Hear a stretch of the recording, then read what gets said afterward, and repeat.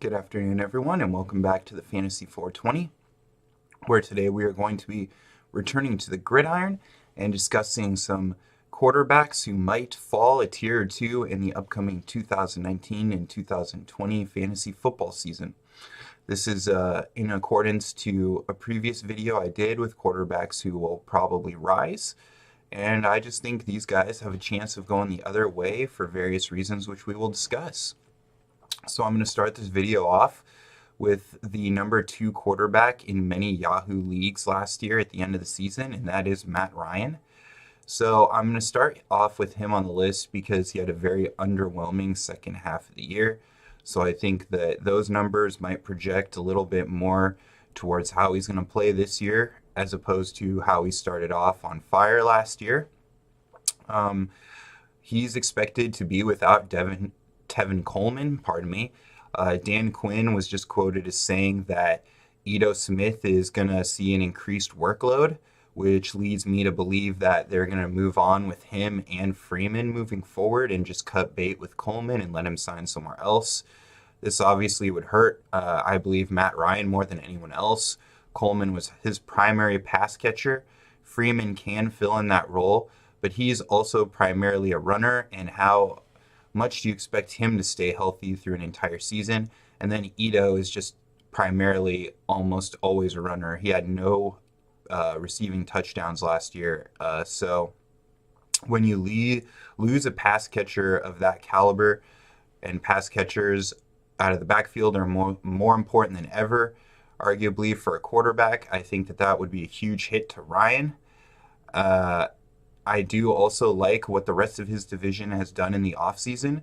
With Arians going to Tampa Bay, I think that was a perfect hire for them as he's succeeded everywhere else.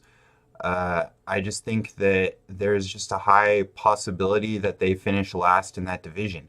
The Saints are most likely going to win the division. If I were to predict, I don't see them falling off tremendously. And I think Carolina, with McCaffrey and Cam reaching a older age, they're going to be in a win now mode. So I think that their prospects for next year would be a little bit higher than Atlanta. So I just think that they would remind me of the 2016 Indians. A couple years ago, they got really close to a championship, probably should have won, and they're just losing momentum every year. So I would just expect Ryan to I do not know if I would draft him as a QB1. I would not be comfortable starting him through a whole year. It would most likely be pick him and then maybe trade him after a hot start, or pick him and do like a quarterback streamer with another guy like maybe a Lamar Jackson or somebody who's going to be drafted later. But I would not pick him as a quarterback one throughout the year, and I think that's where everybody's picked him historically. So the next guy I'm going to look at, I think, is a little more obvious, but you need to mention him anyway, and that's Big Ben Roethlisberger. He was last year's number 3 quarterback in a majority of Yahoo leagues. So the obvious first thing you have to note, he's going to lose Le'Veon Bell and Antonio Brown.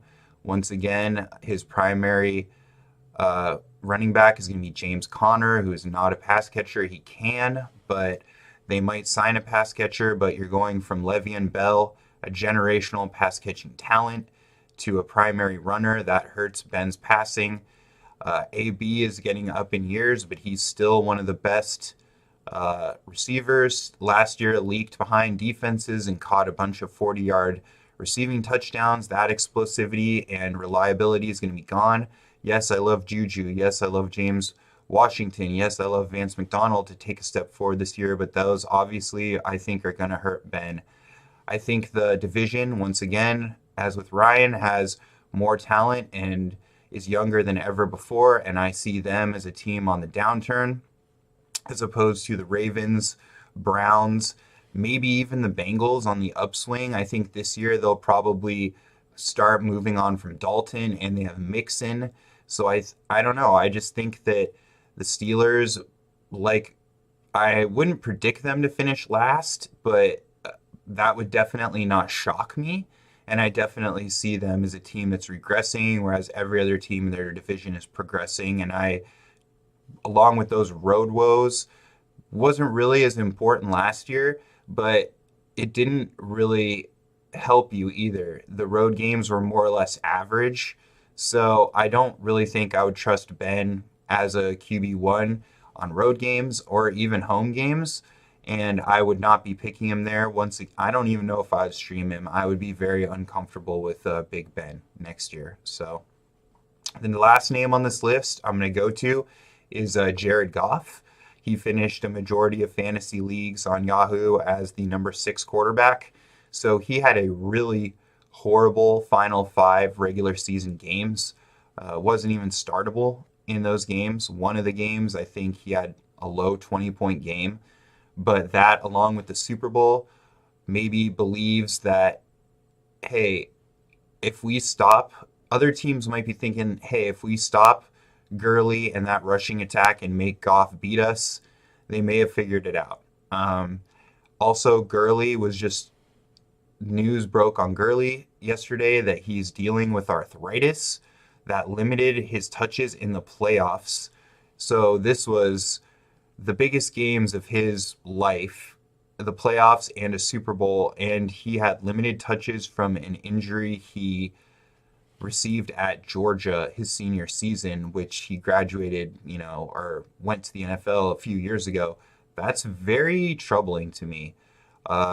If they sign CJ Anderson or a capable backup in the offseason, that would help.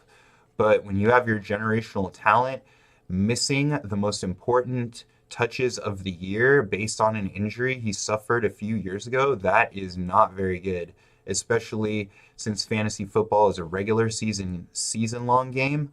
That would not make me think that Todd Gurley is going to be pounded into the ground into the regular season from now on, and that would definitely hurt Jared Goff. And they have limited draft resources because they finished so high. They kind of blew a lot of their free agency money, or a lot of players tied up in older players on contracts, so I don't expect them to make a lot of splashes, possibly lose Ndamukong Suh. Super Bowl hangover possible. I just see that, like the Steelers, other teams in their division, Seattle could possibly move ahead of them. Who knows with Arizona and San Francisco maybe making the games harder, but I do think that since they finished so high last year, they're going to have a rougher schedule. All of those things I mentioned, those negative points, they're just adding up. And I don't see a lot of positive things, that would make me believe he's going to reach number 6 or exceed number 6. And there's a lot of quarterbacks who you could take a gamble on. I mentioned on the Risers video, who have a lot of positive momentum, and it's just all a downward spiral for Goff. He hasn't really done it for a whole many years. Like I said, I just don't really see this as a positive momentum swing. So I would put him in the fallers category, and I might be picking him if he slides. But once again, I'd rather probably pick a Mayfield or Lamar Jackson, floor type of guy later on. So I will probably not be getting Goff in very many leagues unless they trade for AB or something like that. So those are the 3 names I think that are most likely going to fall in drafts for next upcoming year. I did want to mention a couple more points in quarterback news. The 3 most interested teams in Antonio Brown so far are the Oakland Raiders for 1 more year, the Washington Redskins, and the Tennessee Titans.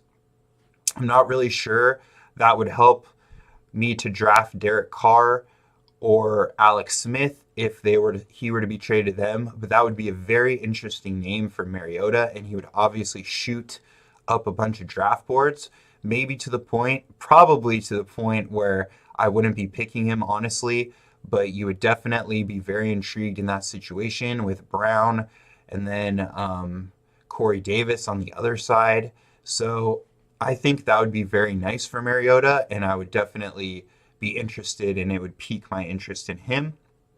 And finally, a last little bit of news. Jason Witten is coming back next year for Dallas, so I do think that does help Mr. Prescott. I think Dak would be somebody, depending on what Dallas does, even does not do, I will probably be looking into drafting him next year as a sleeper. He That would definitely help him. I think even if I think the offseason would probably help Witten uh, maybe become a little bit more healthy. I don't think he's going to be gangbusters in terms of blowing people away anymore, but I do think that the leadership he brings to that roster, he'll rub off more on Amari Cooper, and Ezekiel Elliott will be stoked to have him back. And I do think that that would help Mr. Prescott for next year, and he would be a name that, as going forward and we deep dive into next season, I would be interested in taking. Anyway, guys, it was a pleasure talking to you today. It was an awesome video, and I will see you tomorrow with a fantasy baseball mock draft. Take it easy.